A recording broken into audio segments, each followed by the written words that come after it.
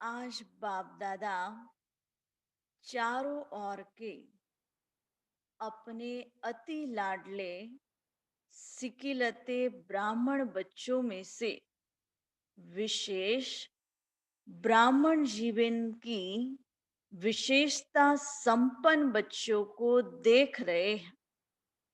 आज अमृत वेले बाप दादा सर्व ब्राह्मण कुल बच्चों में से उन विशेष आत्माओं को चुन रहे थे जो सदा संतुष्टता द्वारा स्वयं भी सदा संतुष्ट रहे और औरों को भी संतुष्टता की अनुभूति अपनी दृष्टि वृत्ति और कृति द्वारा सदा कराते आए हैं। तो आज ऐसी संतुष्ट मणियों की माला पिरो रहे थे जो सदा संकल्प में, बोल में, संगठन में, संबंध संपर्क में, कर्म में संतुष्टता के गोल्डन पुष्प बाप दादा द्वारा अपने ऊपर बरसाने का अनुभव करते हैं और सर्वप्रति संतुष्टता के गोल्डन पुष्पों की वर्षा सदा करते रहते हैं। तो बाबा अमृत वेले से जो दृष्टि वृत्ति कृति द्वारा स्वयं भी संतुष्ट रहते और औरों को भी संतुष्ट रखते, ऐसी संतुष्ट मणियों की माला पिरो रहे थे। ऐसी संतुष्ट आत्माएं चारों ओर में से कोई कोई नजर आई। माला बड़ी नहीं बनी, छोटी सी माला बनी। बाप दादा बार बार संतुष्ट मणियों की माला को देख हर्षित हो रहे थे, क्योंकि ऐसी संतुष्ट मणियां ही बाप दादा के गले का हार बनती है, राज्य अधिकारी बनती है और भक्तों के सिमरण की माला बनती है। बाप दादा और बच्चों को भी देख रहे थे जो कभी संतुष्ट और कभी असंतुष्ट के संकल्प मात्र छाया के अंदर आ जाते हैं और फिर निकल जाते हैं, फंस नहीं जाते। तीसरे बच्चे कभी संकल्प की असंतुष्टता, कभी स्वयं स्वयं से असंतुष्टता, कभी परिस्थितियों द्वारा असंतुष्टता, कभी स्वयं की हलचल द्वारा असंतुष्टता और कभी छोटी बड़ी बातों से असंतुष्टता, इसी चक्र में चलते और निकलते और फिर फंसते रहते। ऐसी माला भी देखी। हाँ, तो बाबा ने 3 प्रकार के बच्चों को देखा। पहला जो संतुष्ट मणियां है, जो हर प्रकार से संतुष्ट है। दूसरा जो कभी संकल्प मात्र भी असंतुष्टता की छाया में आ जाते, लेकिन कभी असंतुष्टता की छाया में फंसते नहीं। और तीसरा देखा कि जो सदा कोई परिस्थिति के वश, कोई स्वयं से भी असंतुष्ट। तो 3 मालाएं तैयार हुई। मणियां तो सभी हैं, लेकिन संतुष्ट मणियों की झलक और दूसरे 2 प्रकार के मणियों की झलक क्या होगी, यह तो आप भी जान सकते हो।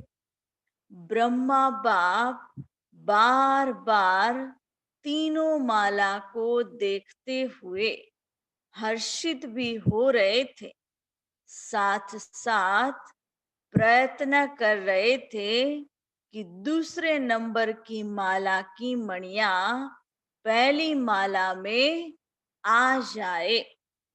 रूह रिहान चल रही थी, क्योंकि दूसरी माला की कोई कोई मणि बहुत थोड़ी सी असंतुष्टता की छत्र छाया मात्र के कारण पहली माला से वंचित रह गई। इसको परिवर्तन कर कैसे भी पहली माला में लावे। एक एक के गुण, विशेषताएं, सेवा सबको सामने लाते बार बार यही बोले कि इसको पहली माला में कर ले। ऐसी 25-30 के करीब मणियां थी जिनके ऊपर ब्रह्मा बाप की विशेष रूह रिहान चल रही थी। ब्रह्मा बाप बोले, पहले नंबर माला में इन मणियों को भी डालना चाहिए। लेकिन फिर स्वयं ही मुस्कुराते हुए यही बोले कि बाप इन्हों को अवश्य पहली में लाकर ही दिखाएंगे। तो ऐसी विशेष मणियां भी थी जिसके ऊपर ब्रह्मा बाप का भी चिंतन चलता, ये दूसरी माला से पहली माला में आ जाए। ऐसे रूह रिहान चलते हुए एक बात निकली कि असंतुष्टता का विशेष कारण क्या है, जबकि संगम युग का विशेष वरदान संतुष्टता है।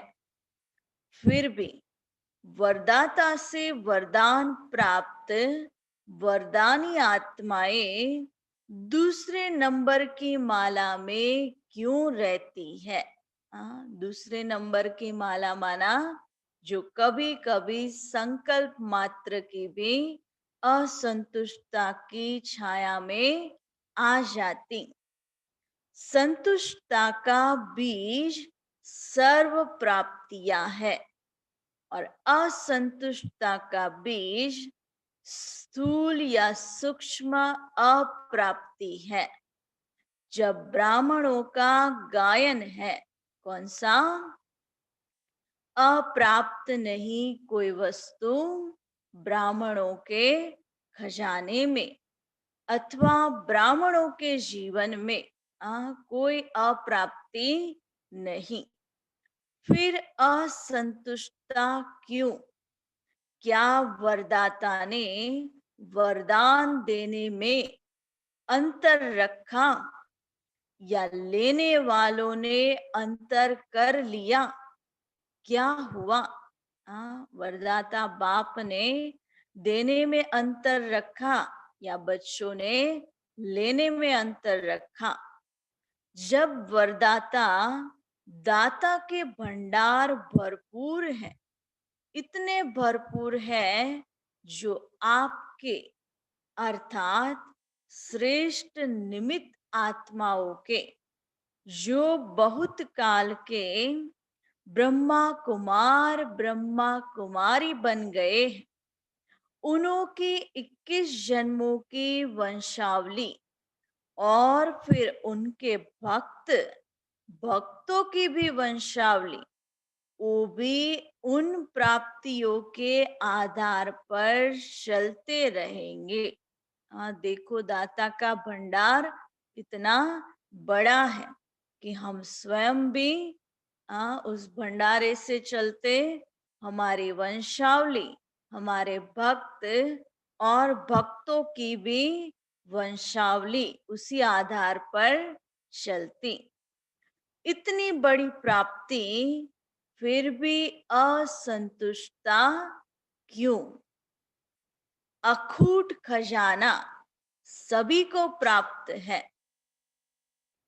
एक ही द्वारा, एक ही जैसा, एक ही समय, एक ही विधि से, एक बाप द्वारा, एक संगम के समय पर, और सबको एक ही जैसा खजाना मिला है।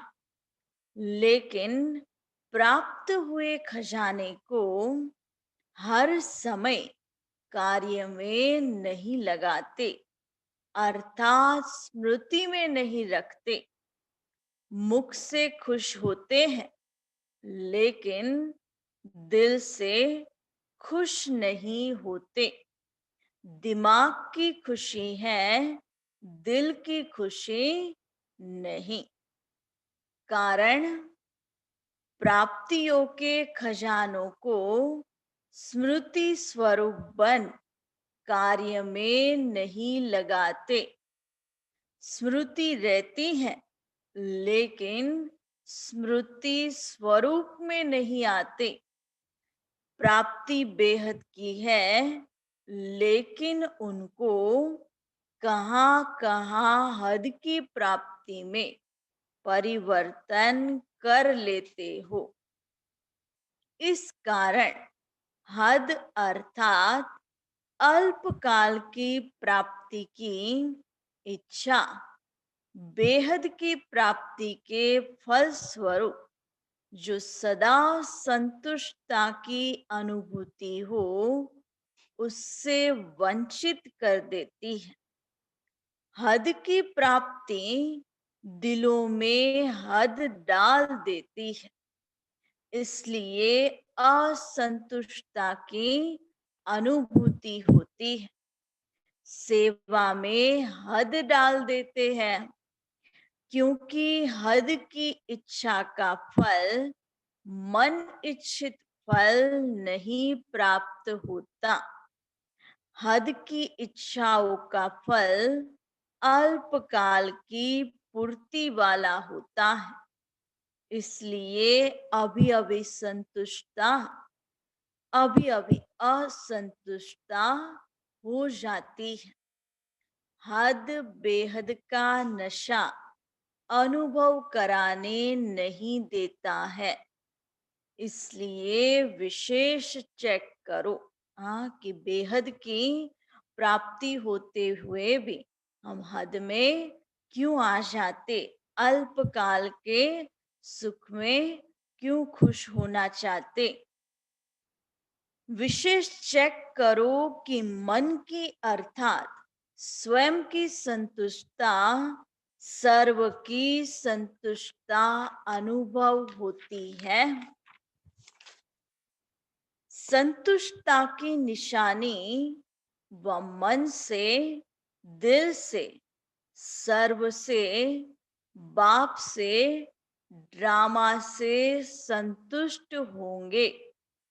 उनके मन और तन में सदा प्रसन्नता की लहर दिखाई देगी, चाहे कोई भी परिस्थिति आ जाए, चाहे कोई आत्मा हिसाब किताब चुकतू करने वाली सामना करने भी आती रहे, चाहे शरीर का कर्म भोग सामना करने आता रहे, लेकिन हद की कामना से मुक्त आत्मा संतुष्टता के कारण सदा प्रसन्नता की झलक में चमकता हुआ सितारा दिखाई देगी।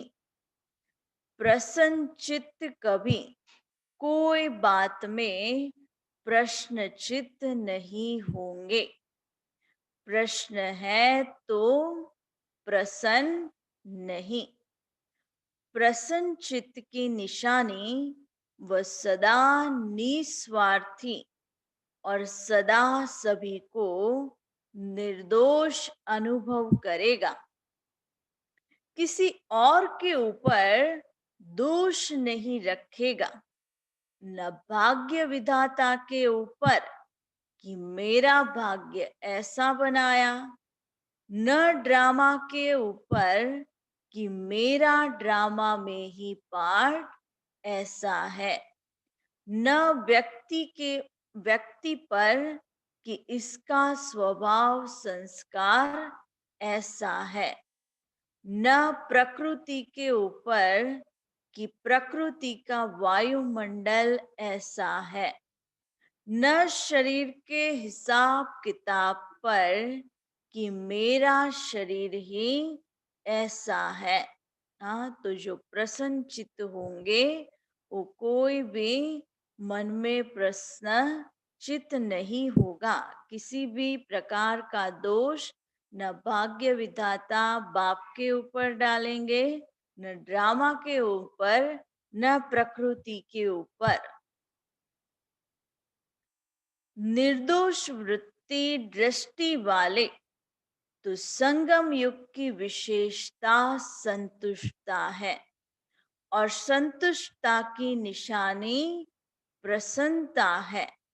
यह है ब्राह्मण जीवन की विशेष प्राप्ति। कौन सी? संतुष्टता और प्रसन्नता। संतुष्टता नहीं, प्रसन्नता नहीं, तो ब्राह्मण बनने का लाभ नहीं लिया। ब्राह्मण जीवन का सुख है ही संतुष्टता, प्रसन्नता। ब्राह्मण जीवन बनी और उसका सुख नहीं लिया तो नामधारी ब्राह्मण हुए या प्राप्ति स्वरूप ब्राह्मण हुए। तो बाप दादा सभी ब्राह्मण बच्चों को यही स्मृति दिला रहे हैं, ब्राह्मण बने अहो भाग्य। लेकिन ब्राह्मण जीवन का वर्षा प्रॉपर्टी संतुष्टता है। ब्राह्मण बने वो तो हमारा अहो सौभाग्य। लेकिन बाबा ने कहा नामधारी ब्राह्मण हुए या प्राप्ति स्वरूप ब्राह्मण। और प्राप्ति कौन सी? संतुष्टता। और ब्राह्मण जीवन की पर्सनालिटी प्रसन्नता है। इस अनुभव से कभी वंचित नहीं रहना, अधिकारी हो। जब दाता वरदाता खुली दिल से प्राप्तियों का खजाना दे रहे हैं, दे दिया है, तो खूब अपनी प्रॉपर्टी और पर्सनालिटी को अनुभव में लाओ, औरों को भी अनुभवी बनाओ। समझा? हर एक अपने से पूछे मैं किस नंबर की माला में हूँ। आज जो बाबा ने 3 प्रकार की माला देखी, तो अपने आप को आज चेक करना कि कौन सी माला में है। माला में तो है ही, लेकिन किस नंबर की माला में हूँ। अच्छा, आज राजस्थान और यूपी ग्रुप है। राजस्थान अर्थात राजाई संस्कार वाले, हर संकल्प में, स्वरूप में राजाई संस्कार प्रैक्टिकल में लाने वाले, अर्थात प्रत्यक्ष दिखाने वाले, इसको कहते हैं राजस्थान निवासी। ऐसे होना, कभी प्रजा तो नहीं बन जाते हो। अगर वशीभूत हो गए तो प्रजा कहेंगे, मालिक है तो राजा। ऐसे नहीं कि कभी राजा कभी प्रजा, नहीं, सदा राजाई संस्कार स्वतः ही स्मृति स्वरूप में हो। ऐसे राजस्थान निवासी बच्चों का भी महत्व है। राजा को सदैव सभी ऊंची नजर से देखेंगे और स्थान भी राजा को ऊंचा देंगे। राजा सदैव तख्त पर बैठेगा, प्रजा सदैव नीचे। तो राजस्थान के राजाई संस्कार वाली आत्माएं अर्थात सदा ऊंची स्थिति के स्थान पर रहने वाले ऐसे बन गए हो या बन रहे हो, बने हैं और संपन्न बनना ही है। राजस्थान की महिमा कम नहीं है। स्थापना का हेडक्वार्टर ही राजस्थान में है, तो ऊंचे तो हो ही गए, नाम से भी ऊंचे, काम से भी ऊंचे। ऐसे राजस्थान के बच्चे अपने घर में पहुंचे हैं, समझा। यूपी की भूमि विशेष पावन भूमि गाई हुई है। पावन करने वाली भक्ति मार्ग की गंगा नदी भी वहां है, और भक्ति के हिसाब से कृष्ण की भी भूमि यूपी में ही है। भूमि की महिमा बहुत है। कृष्ण लीला जन्मभूमि देखनी होगी तो भी यूपी में ही जाएंगे। तो यूपी वालों की विशेषता है सदा पावन बन, और पावन बनाने की विशेषता संपन्न है। जैसे बाप की महिमा है पतित पावन, यूपी वालों की भी महिमा बाप समान है। पतित पावनी आत्माएं, भाग्य का सितारा चमक रहा है। ऐसे भाग्यवान स्थान और स्थिति दोनों की महिमा है। सदा पावन, यह है स्थिति की महिमा। तो ऐसे भाग्यवान अपने को समझते हो, सदा अपने भाग्य को देख हर्षित होते, स्वयं भी सदा हर्षित और दूसरों को हर्षित बनाते चलो, क्योंकि हर्षित मुख स्वतः ही आकर्षित मूर्त होते हैं। जैसे स्थूल नदी अपने तरफ खींचती है ना, खींचकर यात्री जाते हैं, चाहे कितना भी कष्ट उठाना पड़े, फिर भी पावन होने का आकर्षण खींच लेता है। तो यह पावन बनाने के कार्य का यादगार यूपी में है। ऐसे ही हर्षित और आकर्षित मूर्त बनना है, समझा। तीसरा ग्रुप डबल विदेशियों का भी है। डबल विदेशी और सदा विदेशी बाप को आकर्षित करने वाले, क्योंकि समान है ना, बाप भी विदेशी और आप भी विदेशी हैं। हम शरीफ के प्यारे होते हैं, माँ बाप से भी फ्रेंड्स ज्यादा प्यारे लगते हैं। तो डबल विदेशी बाप समान सदा इस देह और देह के आकर्षण से परे विदेशी है, अशरीरी है, अव्यक्त है। तो बाप अपने समान अशरीरी अव्यक्त स्थिति वाले बच्चों को देख हर्षित हो रहे हैं। रेस भी अच्छी कर रहे हैं। सेवा में भिन्न भिन्न साधन और भिन्न भिन्न विधि से आगे बढ़ने की रेस अच्छी कर रहे, विधि भी अपनाते और वृद्धि भी कर रहे हैं।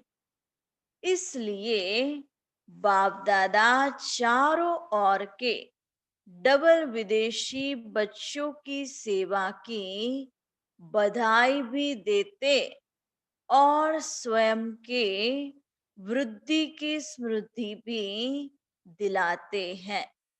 स्व की उन्नति में सदा उड़ती कला द्वारा उड़ते चलो। स्व उन्नति और सेवा की उन्नति के बैलेंस द्वारा सदा बाप के ब्लेसिंग के अधिकारी हैं और सदा रहेंगे। अच्छा, चौथा ग्रुप है बाकी मधुबन निवासी। वह तो सदा है ही, जो दिल पर सो चुल पर, जो चुल पर सो दिल पर। सबसे ज्यादा विधि पूर्वक ब्रह्मा भोजन भी मधुबन में होता। सबसे सिकिलते भी मधुबन निवासी हैं। सब फंक्शन भी मधुबन में होते। सबसे डायरेक्ट मुरलिया भी ज्यादा मधुबन वाले ही सुनते। तो मधुबन निवासी सदा श्रेष्ठ भाग्य के अधिकारी आत्माएं हैं। सेवा भी दिल से करते हैं। इसलिए मधुबन निवासियों को बाप दादा और सर्व ब्राह्मणों की मन से आशीर्वाद प्राप्त होती रहती है।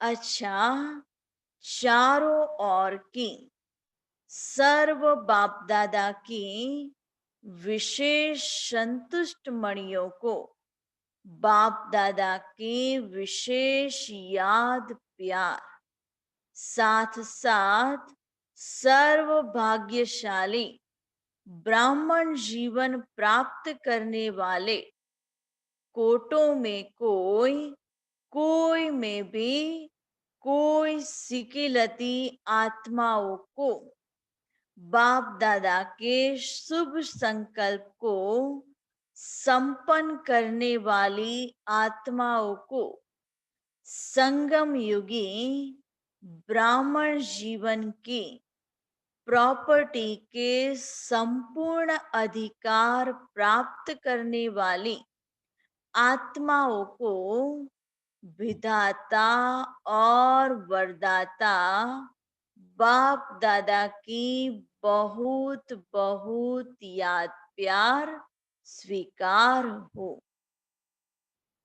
दादी जानकी जी एवं दादी चंद्रमणि जी सेवाओं पर जाने की छुट्टी बाप दादा से ले रही है। जा रही हो या समा रही हो, जाओ या आओ, लेकिन सदा समाई हुई हो। बाप दादा अनन्य बच्चों को कभी अलग देखते ही नहीं है। चाहे आकार में है, चाहे साकार में है, सदा साथ है। क्योंकि सिर्फ महावीर बच्चे ही हैं जो यह वायदा निभाते हैं कि हर समय साथ रहेंगे, साथ चलेंगे। बहुत थोड़े यह वायदा निभाते हैं। इसलिए ऐसे महावीर बच्चे, अनन्य बच्चे जहां भी जाते बाप को साथ ले जाते और बाप सदा वतन में भी साथ रखते हैं, हर कदम में साथ देते, इसलिए जा रही हो, आ रही हो, क्या कहेंगे? इसलिए कहा कि जा रही हो या समा रही हो। क्योंकि हर कदम में बाप को साथ रखना माना बाप को अपनी याद में समाना। ऐसे ही साथ रहते रहते समान बन समा जाएगी। घर में थोड़े समय के लिए रेस्ट करेगी, साथ रहेगी, फिर अपना राज्य करना और बाप ऊपर से देखेंगे। लेकिन साथ का थोड़े समय का अनुभव करना। अच्छा, आज बाबा आपने कमाल की माला दिखाई। दादी ने ऐसा कहा होगा। आप लोग भी तो माला बनाते हो ना? माला अभी तो छोटी है, अभी बड़ी बनेगी। अभी जो थोड़ा कभी-कभी बेहोश हो जाते हो, उन्हें थोड़े समय में प्रकृति का या समय का आवाज होश में ले आएगा। फिर माला बड़ी बन जाएगी। बाबा कहते जो कभी-कभी बेहोश हो जाते, उन्हें समय और प्रकृति क्या करेगी? इशारा देगी, होश में लाएगी। जहां भी जाओ, बाप के वरदानी तो हो ही। आपके हर कदम से बाप का वरदान सबको मिलता रहेगा। देखेंगे तो भी बाप का वरदान दृष्टि से लेंगे, बोलेंगे तो बोल से वरदान लेंगे, कर्म से भी वरदान ही लेंगे। चलते फिरते वरदानों की वर्षा करने के लिए जा रही हो। अभी जो आत्माएं आ रही हैं, उनको वरदान की या महादान की ही आवश्यकता है। आप लोगों का जाना अर्थात खुले दिल से उन्हों को बाप के वरदान मिलना। बाबा कहते अभी जो आत्माएं हैं, उनको महादान की ही आवश्यकता है। तो हर कदम से बाप का वरदान देते रहे। अच्छा, मीठे मीठे सिकिलते बच्चों प्रति मात पिता बाप दादा का याद प्यार और गुड मॉर्निंग। रूहानी बाप की रूहानी बच्चों को नमस्ते। हम रूहानी बच्चों की रूहानी बाप दादा को याद प्यार गुड मॉर्निंग। नमस्ते, नमस्ते, नमस्ते। वरदान बुद्धि रूपी पांव द्वारा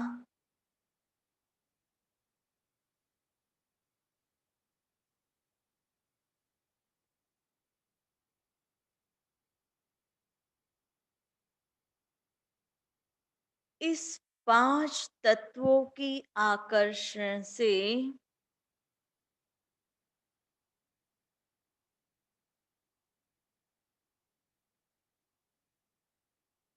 इस 5 तत्वों की आकर्षण से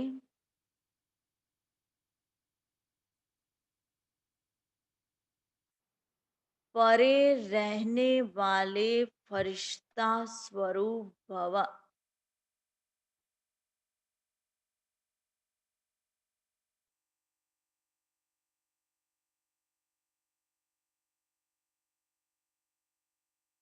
विस्तार फरिश्तों को सदा प्रकाश की काया दिखाते हैं।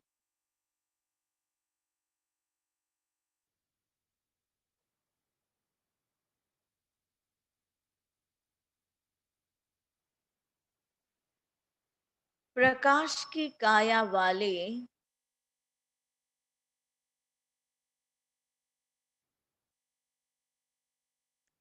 इस देह की स्मृति से भी परे रहते हैं।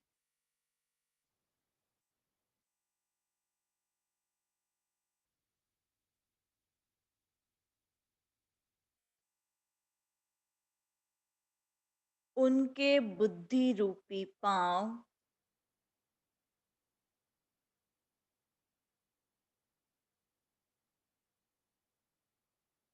इस पांच तत्व की आकर्षण से ऊंचे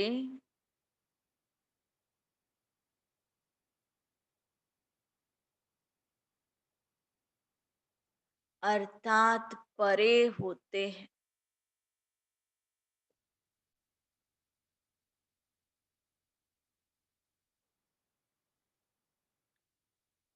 ऐसे फरिश्तों को माया या कोई भी मायावी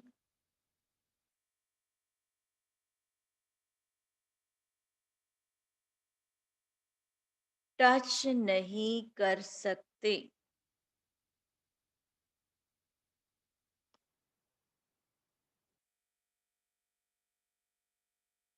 लेकिन यह तब होगा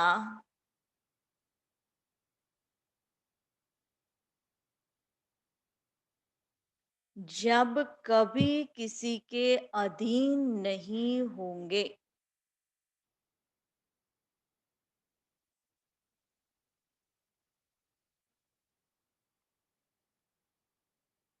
शरीर के भी अधिकारी बनकर चलना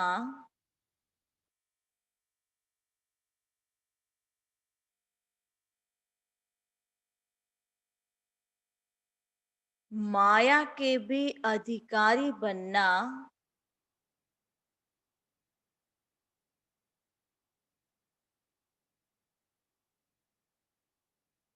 लौकिक और अलौकिक संबंध की भी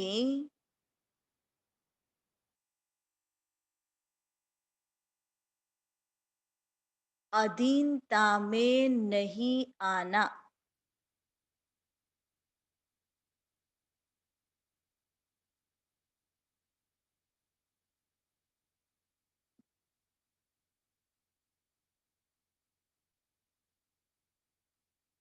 स्लोगन शरीर को देखने की आदत है,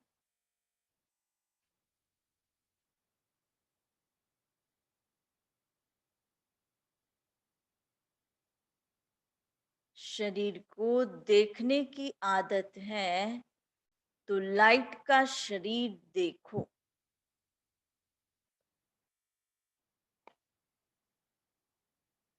लाइट रूप में स्थित रहो।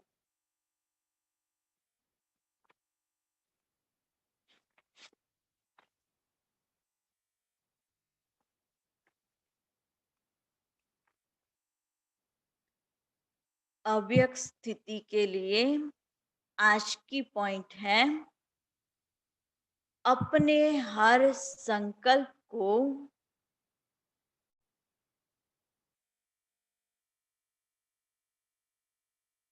हर कार्य को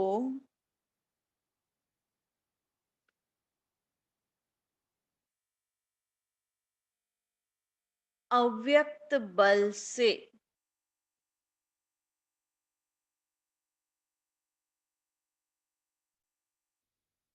अव्यक्त रूप द्वारा वेरीफाई करना है।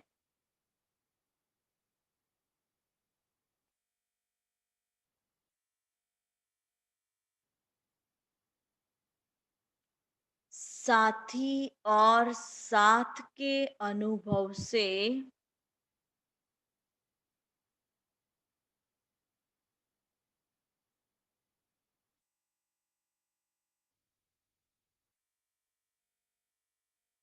बाप समान साक्षी अर्थात न्यारा और प्यारा बनना है।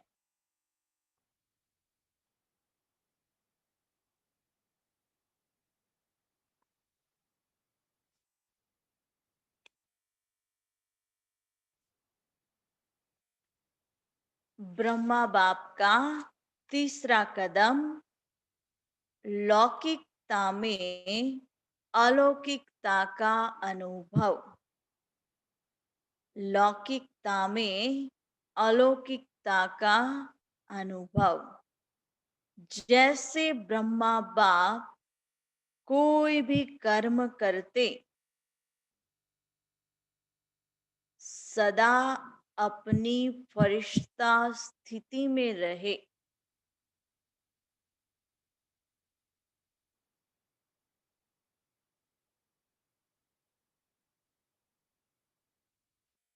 लौकिक को अलौकिकता में परिवर्तन किया।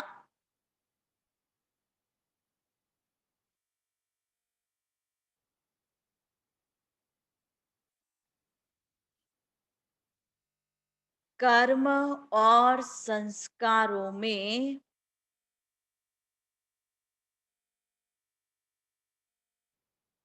कोई भी लौकिकता नहीं दिखाई दी।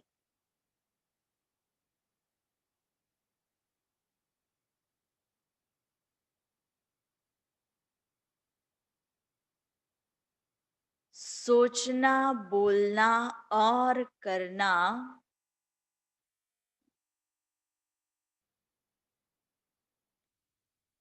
तीनों को समान बनाया।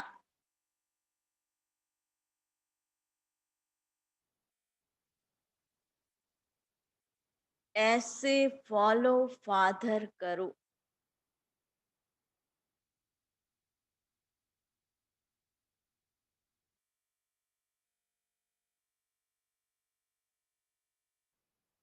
हर लौकिक बात को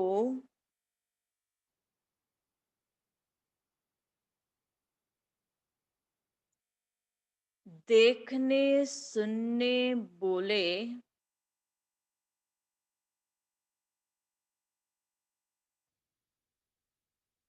देखने, सुनने, बोलने में अलौकिकता में परिवर्तन कर समान बनो।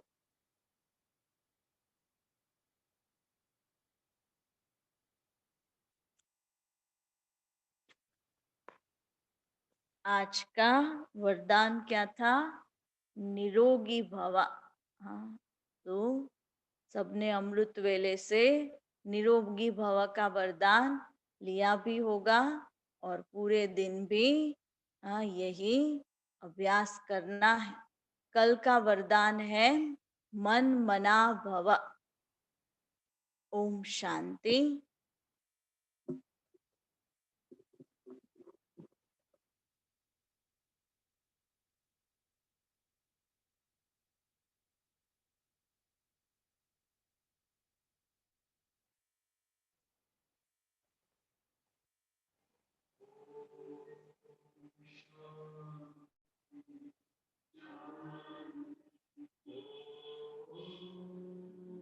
शांति शांति। अंतर मन में ज्योति जगा लो, होगा दूर अंधेरा।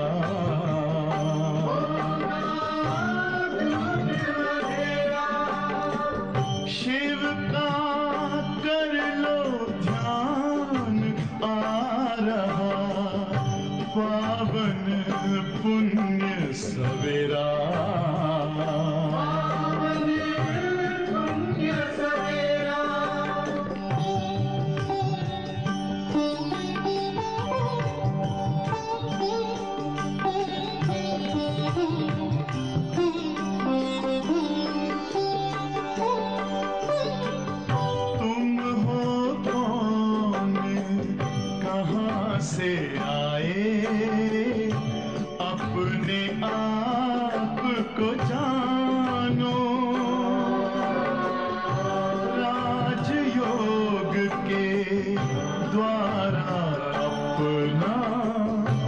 परम पिता पहचानो।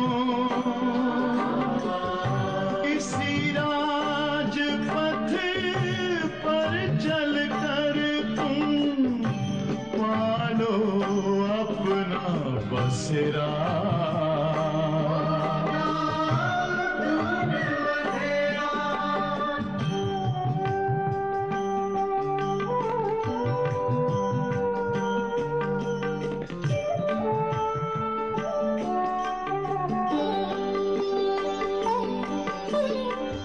तुम हो आत्मा तन से न्यारे, परमात्मा को प्यारे। दिव्य गुणों को धारण करके योगी बनो दुलारे। ज्योति बिंदु ही तोड़ेगा ये माया मोह का घेरा।